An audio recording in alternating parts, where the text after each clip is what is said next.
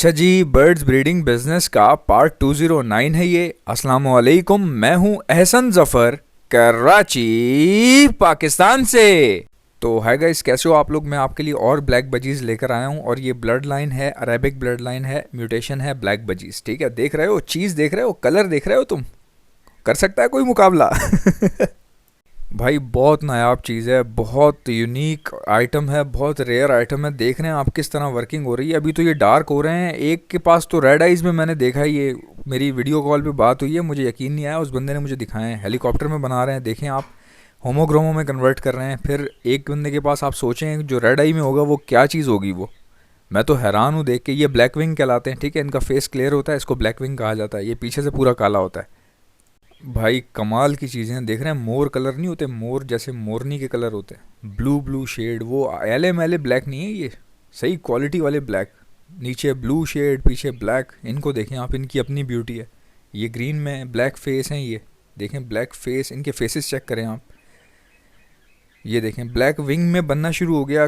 कोशिश की जा रही है कि एग्जीबिशन में कन्वर्ट करें। ये क्रॉस है बेसिकली। जिस बंदे से मेरी बात हुई है वो अरबिक आदमी है और बहुत ज़बरदस्त वर्किंग कर रहा है। ये देखें ना आप, क्या क्या चीज़ें निकाल रहा है भाई, एग्जीबिशन के साथ लगा रहा है। एग्जीबिशन जो एग्जीबिशन होमोग्रोमो आते हैं उनके साथ लगाने की कोशिश कर रहा है।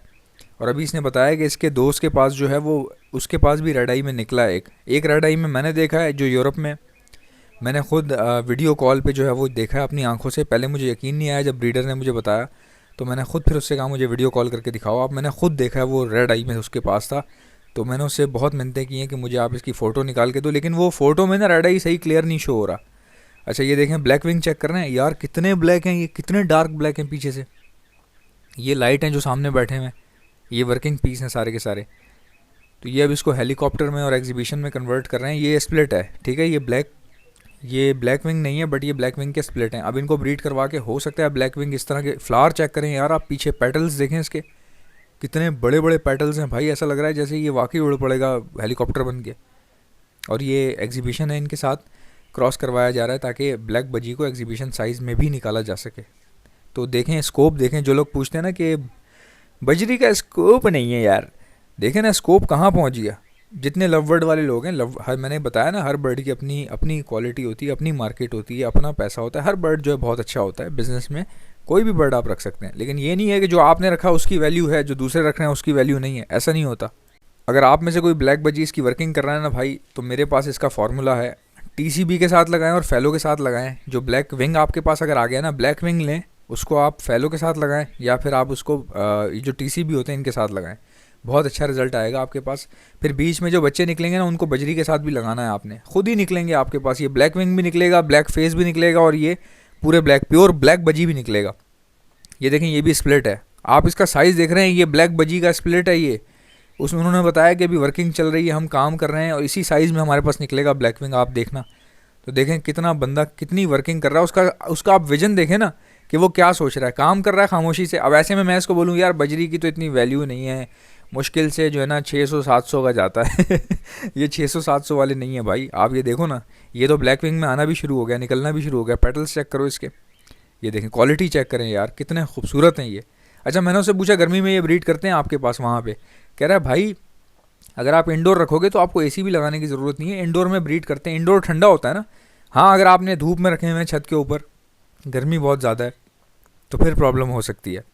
और प्रॉब्लम भी क्या, जस्ट वो ब्रीड रोक देते हैं ना, गर्मी में ब्रीड कम आती है या अंडे ख़राब हो जाते हैं, ये होता है। अगर आपने गर्मी में बिल्कुल ख्याल नहीं रखा हुआ तो ये होता है। देखें यार कितने क्यूट लग रहे हैं, ऐसा लग रहा है सेंटा क्लॉज बैठा हुआ है, गिफ्ट ले अभी गिफ्ट निकालेगा। टाडा, जिंगल बैल। ये भी देखें, इसका मुंह पूरा सेंटा क्लॉज के जैसा है। आपको लग रहा है कि नहीं लग रहा है?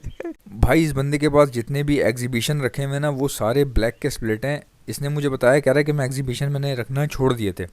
यानी खुद कह रहा है कि मैं एग्जीबिशन पे इतना काम नहीं करता, लेकिन मैंने ब्लैक बजीज़ की वजह से एग्जीबिशन के साथ लगाए हैं जानबूझ के, और उसके स्प्लिट आए हैं। ये सारे स्प्लिट हैं उसके, जो भी आप इसके पास एग्जीबिशन देख रहे हैं ना, ये सारे के सारे ये ब्लैक बजीज़ के स्प्लिट हैं। बंदा इतना नाइस है भाई, अरेबिक बंदा है, दाढ़ी रखी हुई है उसने, मतलब कि नमाजी परहेजगार। और ब्रीडिंग में देखें अल्लाह ने कितनी उसको तरक्की दी है। देखें ना आप कैसे कन्वर्ट कर रहा है यार। ये तो आहिस्ता आहिस्ता आ रहा है एग्जीबिशन के अंदर। ब्लैक विंग बन नहीं रहा ये, आप देखें ना। बजरी वाले, ये तो बजरी वाली मार्किंग तो नहीं है ये, यानी बजरी से आगे निकल रही है। ये आ रहा है ब्लैक विंग की तरफ, आ रहा है एग्जीबिशन के अंदर। फिर ये एग्जीबिशन को फुल ब्लैक करेगा। मुझे तो ऐसा ही लग रहा है, इसके जो वर्किंग देख के साफ नज़र आ रहा है। और ब्लैक बजीज़ को ये एग्जीबिशन में लाने के लिए लाइन कौन सी इस्तेमाल कर रहा है? जो एग्जीबिशन डैनियल रोडोल्फ की लाइन है ना, वो लाइन इस्तेमाल कर रहा है। यानी उस क्लास में, डैनियल रोडोल्फ लाइन में, उसकी क्लास के अंदर जो है ब्लैक बजी ऐड कर रहा है। ये किस तरीके से दे, ये स्प्लिट हैं सारे के सारे। ये आप समझ लें कि वर्किंग अभी शुरू हुई है इसके पास। अभी कुछ टाइम में, हो सकता है 4-5 महीने में या मैक्सिमम 1 साल लगेगा, इसके पास निकल आएंगे। इस साइज़ में भी निकल आएंगे इंशाल्लाह ताला, क्योंकि वर्किंग इतनी कर रहा है। देखें कितना खूबसूरत है यार, सीना देखें आप, कितने चौड़े सीने वाले बर्ड्स हैं। देख के खुशी होती है किस तरह से रखा हुआ है उसका। आप देखें ना, सीना कैसे भरा हुआ है उसका, गोल बाहर आ रहा है बिल्कुल। पेटल्स भी सही हैं, नॉर्मल हैं, अच्छे हैं। मैं हमेशा कहता हूँ कि भाई अगर आपके पास जगह कम है ना, मेरी तरह, जैसे अगर आप छोटे फ्लैट में रहते हैं, जिस जगह आप रह रहे हैं वहाँ पे अगर आप बर्ड्स रखना चाह रहे हैं और आपके पास जगह कम है, तो उसके लिए आइडिया मैंने आपको क्या दिया है कि कम बर्ड्स रख लें। भले 16, जैसे मैंने कॉकटेल के 16 जोड़े रखे हुए हैं, लेकिन 16 माशाल्लाह अच्छे रखे हैं, इन्हों निकलते रहते हैं उसमें से। तो अगर आप कोई भी बर्ड रखना चाहते हैं ना, तो ऐसा रख लें, कम रखें, लेकिन वो थोड़े से एक्सपेंसिव वाले हों, अगर आप अफोर्ड कर सकते हैं तो।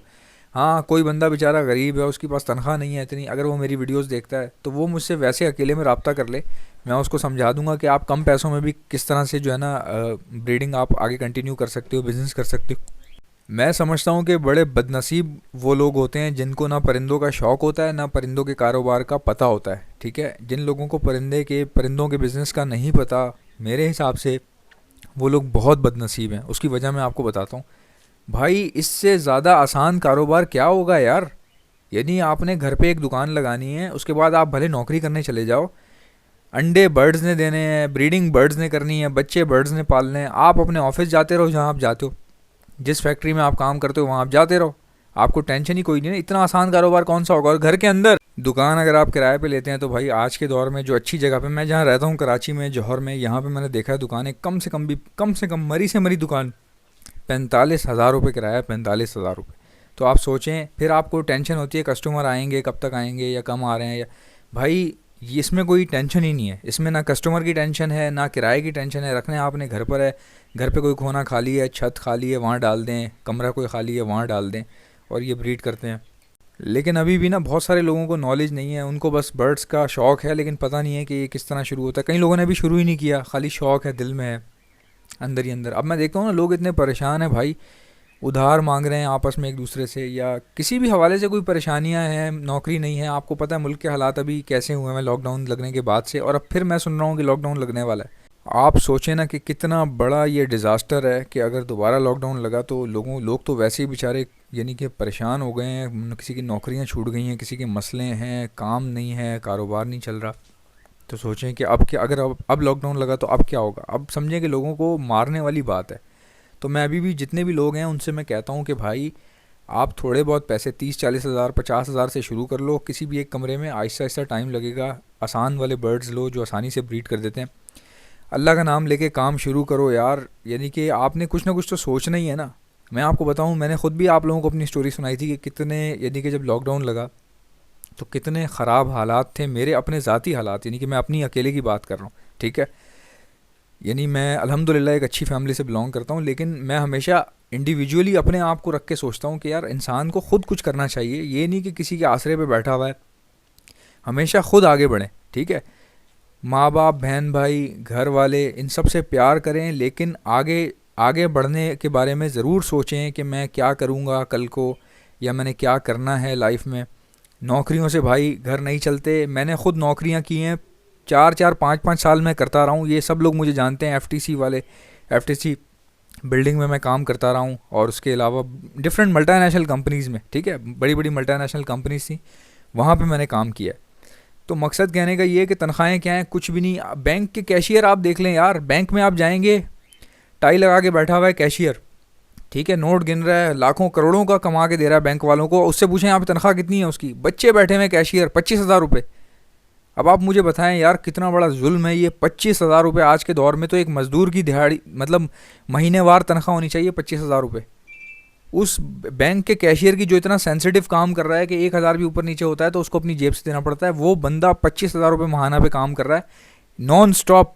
यानी पैसों का उसको ख्याल रखना है, कितना दिमागी स्ट्रेस होता है ये पैसों का काम करते हुए, वो भी किसी और के पैसे हैं, आपके नहीं है, आपने ख्याल रखना है, उसका हिसाब किताब रखना है।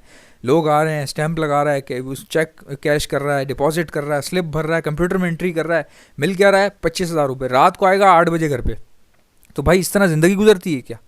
ऐसे काम होता है कि आपका घर चल सकता है ऐसे कि आप 8 बजे 25,000 रुपये लेके आ रहे हैं, पीछे 6 बंदे खाने वाले बैठे हैं, तो 25,000 में आप घर का किराया दोगे, बिजली का बिल खाली 8,000 रुपये 6,000 रुपये, तो बिजली के 5-5 हज़ार बिजली के बिल आते हैं, कम से कम मरे से मरे 5,000 बिल आ रहे हैं आजकल लोगों के, इतनी महंगी बिजली हो गई है।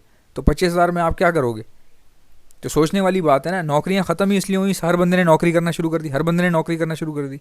भाई आप कोई काम छोटा सा शुरू करो, किसी बच्चे को साथ लगाओ, किसी लोगों को नौकरियां दो। उल्टा आप किसी को नौकरी दोगे तो आपका काम कैसे रुकेगा? आपका काम कैसे रुकेगा जब आप अपना छोटा सा भी कोई सिस्टम आप सेटअप स्टार्ट करते हो छत पे, ठीक है, कोई साथ एक लड़का रख लेते हो, सफाई वाला एक रख लेते हो, एक सफाई वाला रख लेते हो, एक अपने साथ हाथ बटाने के लिए रख लेते हो हिसाब किताब में, तो आपका सेटअप कैसे नहीं चलाएगा अल्लाह ताला? आप खुद सोचे ना, कितना अल्लाह आप पर रहम करेगा कि यार आपने किसी को नौकरी दी हुई है। तो हर बंदा नौकरी करने बैठा हुआ है 25-25 हज़ार पे। ऐसे ऐसे काबिल लोग जो ज़िंदगी में कुछ और कर सकते थे वो नौकरियां कर रहे हैं। अब मान लीजिए अगर हदीका कियानी बैंक में नौकरी कर रही होती तो उसको पता चलता कि उसकी आवाज़ अच्छी है, कि वो गा सकती है। तो जब तक आप काम नहीं करते, कोई भी डिफरेंट चीज़ें ट्राई नहीं करते, मैंने 50 चीज़ें ट्राई की थी, 50 चीज़ें, उनमें से एक यूट्यूब भी था, तो यूट्यूब भी चल गया मेरे पास। समझ रहे हैं? आपको नहीं पता होता आप में कौन सी सलाहियत है, कौन सा स्किल ऐसा है जो आपके काम आ जाएगा, लोगों के काम आ जाएगा। क्योंकि जब आप बिज़नेस करते हैं तो आप अकेले नहीं करते, बहुत सारे लोगों के साथ जुड़ जाते हैं आप, उनके साथ आप जुड़ जाते हैं, उनका भी कारोबार आपके कारोबार से चल रहा होता है। अब जैसे मैं मिसाल के तौर पे मेडिसिन का जो है वो रिटेलर हूँ, ठीक है, रिटेलर हूँ, तो मैं किसको कमा के दे रहा हूँ? मैं होलसेलर को कमा के दे रहा हूँ। होलसेलर से माल ख़रीदता हूँ ना, मैं कंपनी से होलसेलर के थ्रू लेता हूँ मैं, ठीक है, तो फिर मैं रिटेल प्राइस पे सेल करता हूँ, लोगों को प्रोवाइड करता हूँ, उसमें कुछ पैसे थोड़े बहुत मुझे बच जाते हैं। तो इस तरह से काम चलते हैं, लोगों के कारोबार से कारोबार जुड़ा होता है भाई। मैं हमेशा आपको कह रहा हूँ, अभी भी वक्त है, देख लें, सोच लें, समझ लें। कोई भी कारोबार आसान नहीं होता। मैं ये नहीं कह रहा कि बर्ड्स का कारोबार दुनिया का आसान तरीन है, लेकिन इसमें ख़र्चा कम है। आपके आपके पैसे डूबने के चांसेस बहुत कम है। कौन सा कारोबार ऐसा है जो आजकल 50,000 में शुरू होता हो, 50,000 में, 60,000 में शुरू होता हो? कोई है ऐसा कारोबार? रेडी भी लगाते हैं ना, तो 1 लाख रुपए का तो खाली वो रेड़ा है जो वो घसीटते हैं हम लोग, जो रेडी जो लेके जाते हैं, ये जो गोले गंडे वाले जो होते हैं। तो आप सोचें ना, माल डलवाओ तो फिर कम से कम रेडी भी 3 लाख रुपए की पड़ती है आज के दौर में। रिक्शा अगर आप लेते हो भाई, रिक्शा 5-6 लाख रुपए का तो रिक्शा है, 4-4 लाख 5-5 लाख रुपए के रिक्शे हैं। तो इससे ज़्यादा आसान क्या होगा? यही तो मैं आपको मिसाल दे रहा हूँ कि ये अच्छा वाइट कॉलर बिजनेस है, ब्रीडिंग का बिज़नेस है। हम बर्ड्स फार्मिंग करते हैं, आप लोगों को बता सकते हैं, हम बर्ड फार्मिंग करते हैं, हम एक्सपोर्ट करते हैं बर्ड्स को, पहले इंपोर्ट करके ब्रीड करवाते हैं, फिर लोकली उसको जो है वो सेल आउट करते हैं। जो लोकली सेल आउट हो जाते हैं उसके अलावा यहाँ से बाहर चले जाते हैं, एक्सपोर्ट हो जाते हैं। दुनिया भर में ये काम हो रहा है इज़्ज़त के साथ। तो आई होप कि मेरी वीडियोस आपको अच्छी लगती होंगी। लाइक कर दीजिएगा, अगर आप मेरे चैनल पर नए हैं तो सब्सक्राइब कर लीजिएगा, मुझे बहुत अच्छा लगेगा। आपसे मुलाकात होगी इंशाल्लाह नेक्स्ट वीडियो में। खुदा हाफिज़।